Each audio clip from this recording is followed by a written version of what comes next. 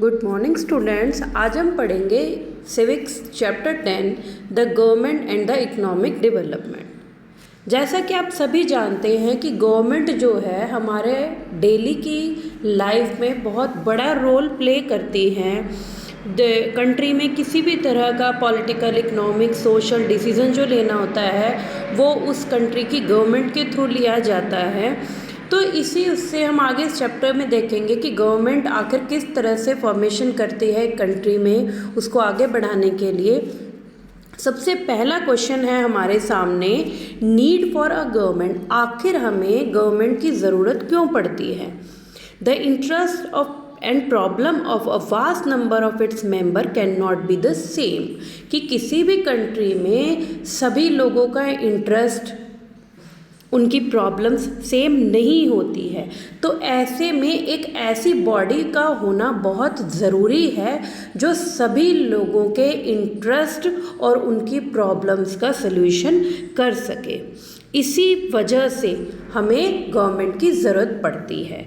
इसके बाद है फंक्शंस ऑफ द गवर्नमेंट। आखिर गवर्नमेंट बनने के बाद उसके क्या क्या फंक्शंस होते हैं? गवर्नमेंट का सबसे पहला फंक्शन होता है मेंटेनिंग लॉ एंड ऑर्डर। कानून व्यवस्था को बनाए रखना, लोगों को अपने एरिया में बेसिक फैसिलिटीज़ देना, जैसे वाटर है, सैनिटेशन है, हेल्थ है। इसके बाद अगर किसी भी तरह को कोई सोशल इश्यूज उस एरिया में उठते हैं तो उनका सॉर्ट आउट करना, हमारी जितनी भी बाउंड्रीज़ हैं जो दूसरी कंट्रीज़ के साथ शेयर कर रहे हैं हम, उनको प्रोटेक्ट करना, और साथ ही साथ अपने देश के लोगों के लिए नेसेसरी रूल्स एंड रेगुलेशंस को फॉर्म करना। इसके बाद है economic presence of the government. अब किसी भी कंट्री की डेवलपमेंट हम उसी तरीके से आंकते हैं जब वो देश इकोनॉमिकली स्टेबल होता है, यानी कि वहाँ की अर्थव्यवस्था जब सक्रिय होती है, अच्छी होती है, तो उस पर्टिकुलर गवर्नमेंट को भी अच्छा माना जाता है। अब सबसे पहले आपका आता है infrastructure and basic facilities. Infrastructure का मीनिंग होता है बेसिक स्ट्रक्चर और requirement for the development of the economy. जैसे बेसिक चीज़ें जो एक कंट्री को डेवलप करने के लिए चाहिए, उसमें आपका ट्रांसपोर्टेशन है, इलेक्ट्रिसिटी, एजुकेशन, हेल्थ, ये सभी चीज़ें हैं जो किसी भी देश को सही तरीके से चलाए रखने के लिए ज़रूरी है। और गवर्नमेंट का काम होता है इन सभी के लिए वेलफेयर प्रोग्राम्स करना, ताकि लोगों को किसी भी तरह की कोई प्रॉब्लम ना हो। अब सबसे पहले हम पढ़ रहे हैं इकोनॉमिक इंफ्रास्ट्रक्चर।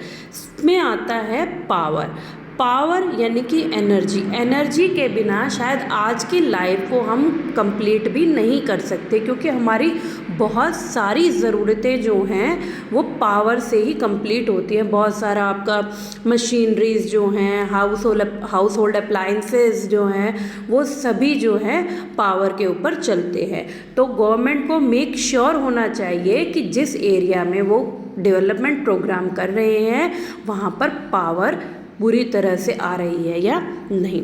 इसके बाद है ट्रांसपोर्टेशन फैसिलिटीज़। आज के टाइम पर ट्रांसपोर्टेशन फैसिलिटीज़ जो हैं लोगों को एक दूसरे से कनेक्ट करने के लिए बहुत ही ज़्यादा ज़रूरी हैं, ताकि बिज़नेस को अच्छी तरीके से चलाया जा सके। इसके बाद आते हैं हमारा रोडवेज़, रेलवेज़, वाटरवेज़ और एयरवेज़।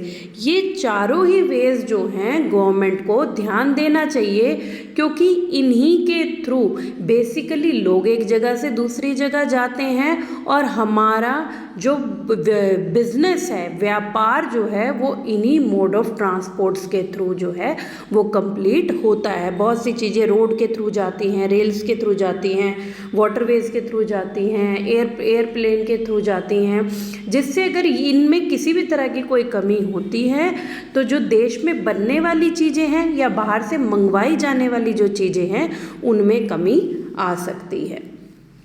इसके बाद है कम्युनिकेशन सिस्टम। आज के टाइम पे इंडिया में पोस्टल नेटवर्क जो है वो सबसे बड़ा कम्युनिकेशन सिस्टम है। आज के टाइम पे हम 21st सेंचुरी में जी रहे हैं, हम बहुत सारे गैजेट्स का यूज़ कर रहे हैं, बट उसके बावजूद भी बहुत से एरियाज़ इंडिया में ऐसे हैं जो पोस्टल सर्विसेज का ही यूज़ करते हैं। तो गवर्नमेंट के लिए ज़रूरी है, क्योंकि ये ज़्यादा से ज़्यादा लोगों तक कनेक्ट होता है। पोस्टल सर्विसेज जो हैं वो ज़्यादा से ज़्यादा लोगों तक कनेक्ट होती हैं। इस वजह से गवर्नमेंट को इसकी तरफ पूरा ध्यान देना चाहिए। इसके बाद आता है हमारा सोशल इंफ्रास्ट्रक्चर, कि सोशली लोगों को सही बना रखने के लिए ज़रूरी है सबसे पहले हेल्थ के लिए गवर्नमेंट को ज़रूरी है कि टाइम पर अगर किसी तरह की कोई प्रॉब्लम आती है, किसी तरह की कोई पैंडेमिक आती है, तो उसके लिए तैयार रहें और लोगों को अवेयर करें। जैसा कि आपने देखा होगा आज से 20 साल पहले हमारे देश में पोलियो के केसेस बहुत ज़्यादा बढ़ रहे थे, लेकिन गवर्नमेंट ने इसकी तरफ ध्यान दिया और हर साल में कई बार पोलियो वैक्सीनेशन किया जाता है, जिसके थ्रू हम धीरे धीरे इस बीमारी से जीत हासिल करते जा रहे हैं। तो गवर्नमेंट के लिए ज़रूरी है कि इस तरह के प्रोग्राम्स जो हैं वो पूरे देश में चलाए, जिससे हम किसी न किसी बीमारी की चपेट में आने से बचे रहें। नेक्स्ट है आपका वाटर सप्लाई। वाटर सप्लाई में बहुत से एरियाज़ ऐसे हैं आज के टाइम पर भी जहाँ पर प्रॉपर पीने का पानी अवेलेबल नहीं होता है। जैसे कि आपको नीचे पिक्चर में भी दिखाई दे रहा है कि किस तरह से लोग जो हैं वो परेशान हो रहे हैं कि उनके पास पानी की सुविधा नहीं है, टैंकर से पानी भरते हैं। तो ऐसे में गवर्नमेंट को मेक श्योर होना चाहिए कि वो अपने एरिया में वाटर सप्लाई को जो हैं वो प्रॉपर करें, जिससे लोगों को पानी की समस्या से ना जूझना पड़े, क्योंकि वाटर जो है वो हमारी बेसिक नीड है। इसके बिना हम किसी भी तरह का काम को कंप्लीट नहीं कर सकते। नेक्स्ट है आपका एजुकेशन सिस्टम जो है वो आज के टाइम पर बहुत ही स्ट्रॉन्ग किया जाना चाहिए, जिससे जितने भी लोग उस देश में रह रहे हैं, अगर वो एजुकेटेड होते हैं तो वो अपने आप को किसी न किसी तरह से सोसाइटी में स्टेबल करने में और अपनी फैमिली इनकम को बढ़ाने में योगदान देते हैं।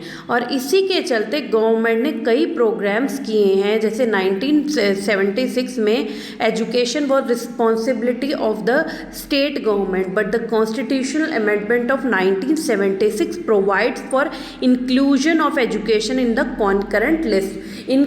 इसमें 1976 में एजुकेशन जो है स्टेट की रिस्पॉन्सिबिलिटी दी गई थी, लेकिन बाद में इसको जो है कॉन्करेंट लिस्ट में डाल दिया गया था।